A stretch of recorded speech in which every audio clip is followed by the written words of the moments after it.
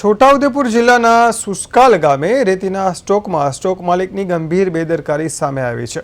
ઓરસંગ નદીમાંથી રેતી લાવી મીરા એન્ટરપ્રાઇઝમાં સ્ટોકમાં રેતી ધોવા માટે બનાવેલા કૂવામાં કરંટ લાગતા એક સગીર મજૂરનું કરુણ મોત નીપજ્યું। રેતી વોશિંગ દરમિયાન કૂવામાં માટી સાફ કરવા ઉતરેલા 3 ભાઈઓમાં 2 સગીર હતા, જેમાં એક સગીર ભાઈને જીવલેણ કરંટ લાગ્યો। 3 ભાઈઓ પૈકી 2 ભાઈઓનો આબાદ બચાવ થયો, જ્યારે સગીરને બોડેલી હોસ્પિટલ લઈ જતા તબીબે તેને મૃત જાહેર કર્યો હતો। પંચમહાલ જિલ્લાના ગુસર નવી વસાહતથી પરિવારજનો ઘટના સ્થળે દોડી આવ્યા હતા। ઘટના સ્થળે વીજ વાયરોમાં ઠેર ઠેર તૂટેલા અને લટકતા વાયરો જોવા મળ્યા હતા અને આ સ્પષ્ટ રીતે સ્ટોક માલિકની બેદરકારી હોવાનું કહેવાઈ રહ્યું છે। કોઈપણ સાધન સામગ્રી વગર સગીરો કૂવામાં ઉતર્યા હતા।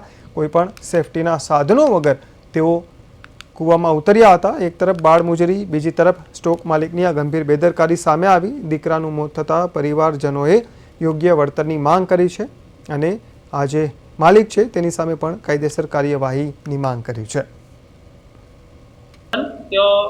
રેતી વોશિંગ કરવાના કૂવો છે, ત્યાં રગડો ભેગો થયેલો હોય અને રગડો કૂવામાંથી બહાર કાઢી રહ્યા હતા।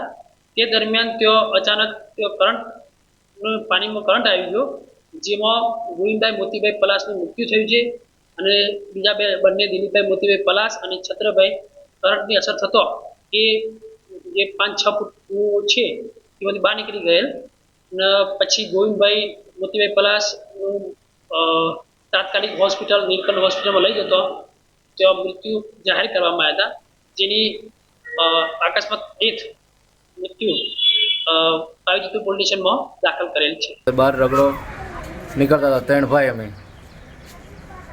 2 કલાક પહેલાં અંદર કામ કર્યું। અમે અચાનક શોર્ટ લાગ્યો, એમાં 3 ભાઈઓને શોર્ટ લાગ્યો। એની અંદર અમે 2 ભાઈ ટંગાઈ ગયા।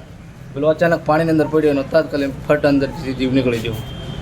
પછી બૂમાબૂમ કરી એટલે 4 માણસ બીજા આવ્યા, પછી એને બહાર કાઢ્યો। બહાર કાઢ્યા પછી ખુદ પોતાની સીટની બહાર ગાડીથી ફરવીલ એમાં નીલકંઠમાં હોસ્પિટલમાં લઈને આવ્યા। એને જે કોરી ચાલે છે એમાં એક ભાઈનું ડેથ થઈ ગયેલું, એ લગભગ ઘણો બધો સમય થઈ ગયો છતાં એનું કોઈ પરિણામ મળેલ નથી। અત્યારે એ ડેથનું પીએમબી થઈ ગયેલું છે અને અત્યારે અમે એ રાહ જોઈએ છીએ કે જે મરનાર વ્યક્તિને યોગ્ય ન્યાય મળે કે એને એના પ્રમાણે એને વળતર મળે, એની રાહ જોઈ રહ્યા છીએ।